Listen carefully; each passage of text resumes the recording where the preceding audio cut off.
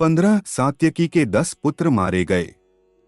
कौन मजबूत रहा, इस दोनों ही पक्ष ने डट कर मुकाबला किया। छठे दिन का युद्ध। कौरवों ने क्रोंचव्यूह तथा पांडवों ने मकरव्यूह के आकार की सेना कुरुक्षेत्र में उतारी। भयंकर युद्ध के बाद द्रोण का सारथी मारा गया। युद्ध में बार बार अपनी हार से दुर्योधन क्रोधित होता रहा, परंतु भीष्म उसे ढांढस बंधाते रहे। अंत में भीष्म द्वारा पांचाल सेना का भयंकर संहार किया गया। कौन मजबूत रहा, इस दोनों ही पक्ष ने डट कर मुकाबला किया। अगले पन्ने पर 7वां और 8वां दिन।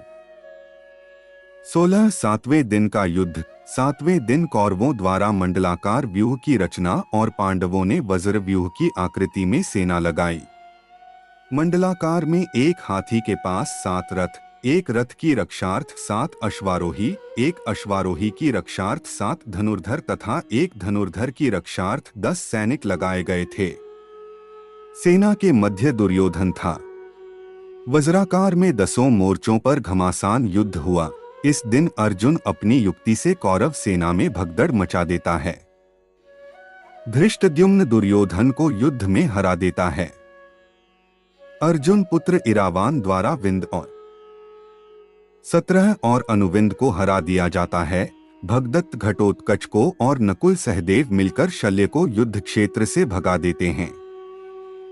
यह देखकर एक बार भीष्म फिर से पांडव सेना का भयंकर संहार करते हैं। विराट पुत्र शंख के मारे जाने से इस दिन कौरव पक्ष की क्षति होती है। कौन मजबूत रहा, इस दोनों ही पक्ष ने डट कर मुकाबला किया। 8वें दिन का युद्ध। कौरवों ने कछुआ व्यूह तो पांडवों ने 3 शिखरों वाला व्यूह रचा। पांडव पुत्र भीम धृतराष्ट्र के 8 पुत्रों का वध कर देते हैं। अर्जुन की दूसरी पत्नी उलूपी के पुत्र इरावान का बकासुर।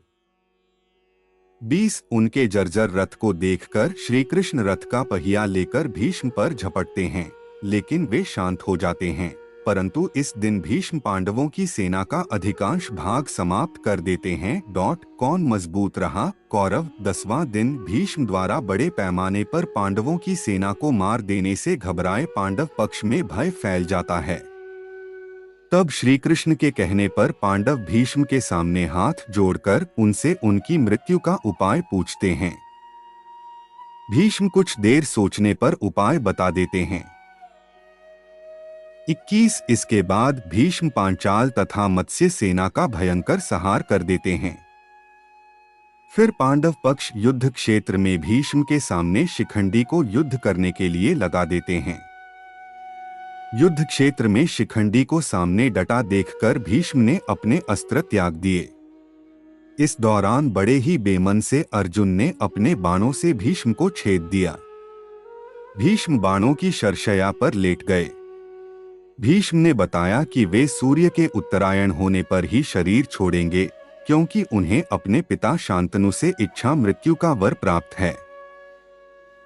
22 पांडव पक्ष की क्षति। शतानीक। कौरव पक्ष की क्षति। भीष्म। कौन मजबूत रहा, पांडव। अगले पन्ने पर 11वां और 12वां दिन। 11वें दिन। भीष्म के शरशया पर लेटने के बाद 11वें दिन के युद्ध में कर्ण के कहने पर द्रोण सेनापति बनाए जाते हैं। 11वें दिन सुशर्मा तथा अर्जुन, शल्य तथा भीम, सात्यकी तथा कर्ण और सहदेव तथा शकुनी के मध्य युद्ध हुआ। कर्ण भी इस दिन पांडव सेना का भारी संहार करता है। 23 दुर्योधन और शकुनी द्रोण से कहते हैं कि वे युधिष्ठिर को बंदी बना ले तो युद्ध अपने आप खत्म हो जाएगा। तो जब दिन के अंत में द्रोण युधिष्ठिर को युद्ध में हराकर उसे बंदी बनाने के लिए आगे बढ़ते ही हैं कि अर्जुन आकर अपने बाणों की वर्षा से उन्हें रोक देता है। नकुल युधिष्ठिर के साथ थे, वह अर्जुन भी वापस युधिष्ठिर के पास आ गए। इस प्रकार कौरव युधिष्ठिर को नहीं पकड़ सक। पांडव पक्ष की क्षति। विराट का वध। कौन मजबूत रहा, कौरव। 24 12वें दिन का युद्ध। कल के युद्ध में अर्जुन के कारण युधिष्ठिर को बंदी न बना पाने के कारण शकुनी व दुर्योधन अर्जुन को युधिष्ठिर से काफी दूर भेजने के लिए त्रिगर्त देश के राजा को उससे युद्ध कर उसे वहीं युद्ध में व्यस्त बनाए रखने को कहते हैं। वे ऐसा करते भी हैं। परंतु एक बार फिर अर्जुन समय पर पहुंच जाता है और द्रोण असफल हो जाते हैं।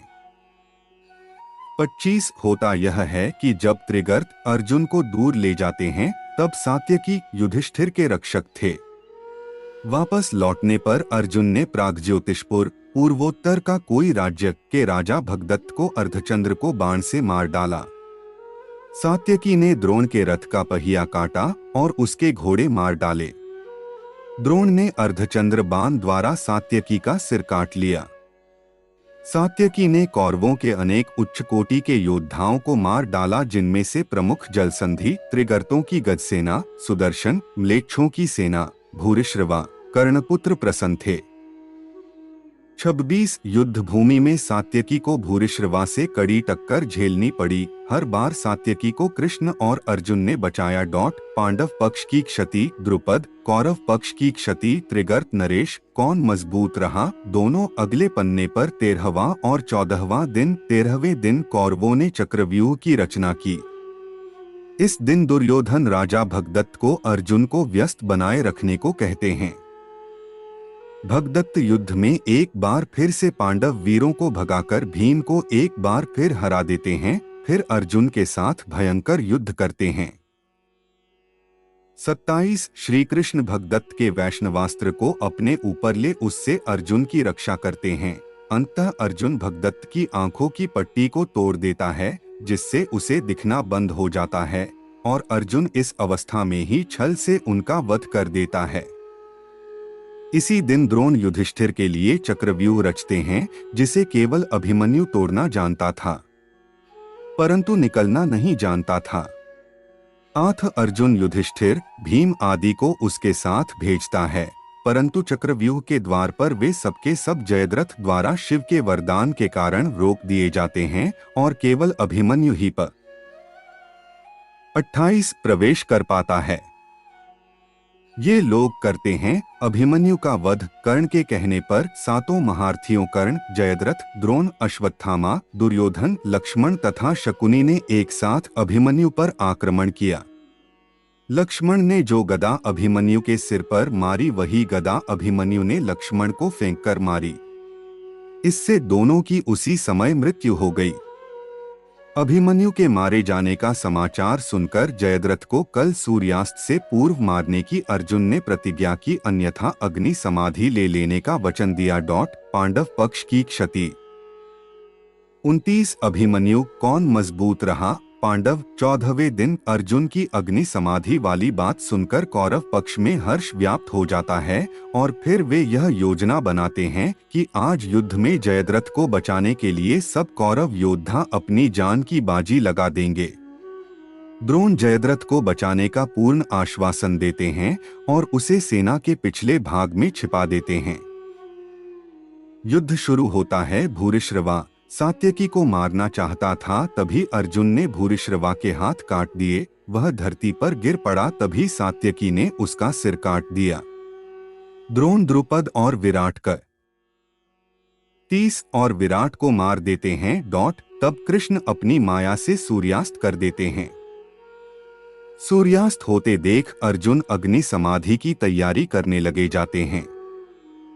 छिपा हुआ जयद्रथ जिज्ञासावश अर्जुन को अग्नि समाधि लेते देखने के लिए बाहर आकर हंसने लगता है। उसी समय श्री कृष्ण की कृपा से सूर्यपुंज निकल आता है और तुरंत ही अर्जुन सबको रौंदते हुए कृष्ण द्वारा किए गए क्षद्म सूर्यास्त के कारण बाहर आए जयद्रथ को मारकर उसका मस्तक उसके पिता के गोद में गिरा देते हैं। 39 छिपे हुए दुर्योधन को पांडवों द्वारा ललकारे जाने पर वह भीम से गदा युद्ध करता है और छल से जंघा पर प्रहार किए जाने से उसकी मृत्यु हो जाती है। इस तरह पांडव विजयी होते हैं। पांडव पक्ष की क्षति द्रौपदी के 5 पुत्र धृष्टद्युम्न, शिखंडी। कौरव पक्ष की क्षति दुर्योधन। अंत में युद्ध के बाद क्या हुआ? कुछ यादव युद्ध में और बाद में गांधारी के शाप के चलते आपसी युद्ध में मारे गए। पांडव पक्ष के विराट और विराट के पुत्र उत्तर, शंख और श्वेत। सात्यकी के 10 पुत्र अर्जुन पुत्र इरावान, द्रुपद, द्रौपदी के 40 द्रौपदी के 5 पुत्र धृष्टद्युम्न, शिखंडी, कौरव पक्ष के कलिंगराज भानुमान, केतुमान, अन्य कलिंगवीर, प्राच्य, सौवीर, शूद्रक और मालव वीर। कौरवों की ओर से धृतराष्ट्र के दुर्योधन सहित सभी पुत्र भीष्म, त्रिगर्त, नरेश, जयद्रथ, भगदत्त, द्रोण, दुःशासन, कर्ण, शल्य आदि सभी युद्ध में मारे गए थे। युधिष्ठिर ने महाभारत युद्ध की समाप्ति पर बचे हुए मृत सैनिकों का, चाहे वे शत्रु वर्ग के हों अथवा मित्र वर्ग के, दाह संस्कार एवं तर्पण किया था। इस युद्ध के बाद युधिष्ठिर को राज्य, धन, वैभव से वैराग्य हो गया।